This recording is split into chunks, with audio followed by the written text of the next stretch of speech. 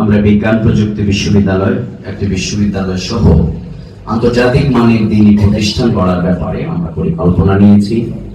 আমরা জেলায় কেন্দ্রের পক্ষ থেকে ডক্টর শফিকুর রহমান আমাদের আমির জামাত ঘোষণা করেছেন প্রতিটি জেলায় একটি বিশেষায়িত হসপিটাল প্রতিষ্ঠিত করা হবে এবং ইতিমধ্যেই লক্ষ্মীপুরের জনসভায় আমি ইশতেহার পেশ করার পরে উনি বলছেন যে তুমি যা বলেছো এই সবই কিন্তু সম্ভব। সুতরাং জনগণের ভোটে যদি আগামী দিনে 11 দলীয় জোট জামাত ইসলামী ক্ষমতায় যায় তাহলে আগামী দিনের প্রধানমন্ত্রী কিন্তু ডক্টর শফিকুর রহমান। আমি ইশতেহার দেওয়ার পরে যেহেতু তিনি অনুমোদন দিয়েছেন সুতরাং আশা করা যায় এগুলো লক্ষ্মীপুরে করা যাবে।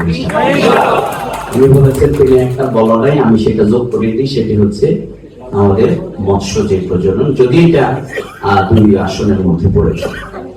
আমরা লক্ষ্মীপুর সদর হসপিটালের জন্য ইতিমধ্যে আপনারা জেনেছেন আমি জুলাই আন্দোলনের পরে যখন রোগী দেখতে গিয়েছিলাম তখন বললেন যে ভবনটা কাজ হচ্ছে না, এখানে রোগী যাচ্ছে না, অন্য জায়গায় তো খুব খারাপ অবস্থা।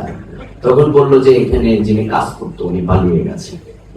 তখন আমি মন্ত্রণালয় বললাম কি করতে হবে, বলছে আপনি যদি আনতে পারেন তাহলে আমরা কি করব। আমি সাথে সাথে মন্ত্রণালয়ে এখান থেকে প্রপোজাল দিয়ে, ওনারা একটু লম্বা প্রপোজাল দিয়েছিলেন, ইতিমধ্যেই সেখানে 12 কোটি টাকা বরাদ্দ হয়েছে। আমি লক্ষ্মীপুর 4 লেন রাস্তার ব্যাপারে আমরা কাজ করেছি, আপনারা জানেন যে এই কার্যক্রম শুরু হচ্ছে, কিন্তু খুবই দুর্ভাগ্যজনক এখানে যে বরাদ্দটা এটা 3 টাইমস টেন্ডার হয়েছে, কিন্তু 3 বার টেন্ডার হওয়ার পরে অদৃশ্য শক্তির কারণে এটা বন্ধ হয়ে আছে। আমরা আর এই বন্ধ দেখতে চাই না। আমরা এখানে আমাদের যে সার্ভিসটি কেন্দ্রের পক্ষ থেকে বলা হয়েছে 60 ঊর্ধ্ব মানুষের জন্য এই চিকিৎসা এবং 5 বছর পর্যন্ত জামাত ক্ষমতায় আসলে এই সুবিধাটা দেয়া হবে, এটা আমাদের কেন্দ্রের পক্ষ থেকে ঘোষণা করা হয়েছে। আমরা রেল লাইন যুক্ত করে এই জনপদে, আমি কাগজপত্র যখন নিলাম দেখলাম যে এখানে এত মিটিং রেল লাইনের ব্যাপারে হয়েছে, এত মিটিং হওয়ার পরে এটা হলো না কেন, বলছে হয় নাই আর কি। ইনশাআল্লাহ আমরা লক্ষ্মীপুরে রেল লাইন সংযোগ করে এখানে কলকারখানা প্রতিষ্ঠা করে বেকারত্ব দূর হবে।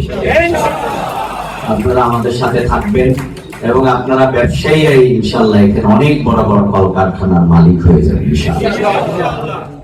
আমরা এখানে অন্যান্য যে অগ্রাধিকারের তালিকা সেগুলো আমরা করেছি। আমরা এখানে জানেন আপনারা এখানে একটা ইকোনমিক জোনের প্রস্তাবনা আছে, এখানে একটা নৌবন্দরের প্রস্তাবনা আছে। এটি আমি রেজার সাথে কথা বলেছি, ওরা বলছে যে এখানে যে সমস্যাগুলো সেগুলো যদি দূরীভূত হয়, এখানে আরো কিছু সমস্যা আছে সেগুলো নিয়ে আমরা কথা বলেছি। আমরা এটার সাথে আমাদের আন্তর্জাতিক ইউনিভার্সিটির কয়েকজন বিশেষজ্ঞকে আমরা যুক্ত করেছি। আমরা আশা করি সময়ের ব্যবধানে এই কাজে ইনশাআল্লাহ আমরা কার্যকর ভূমিকা রাখতে সক্ষম হব।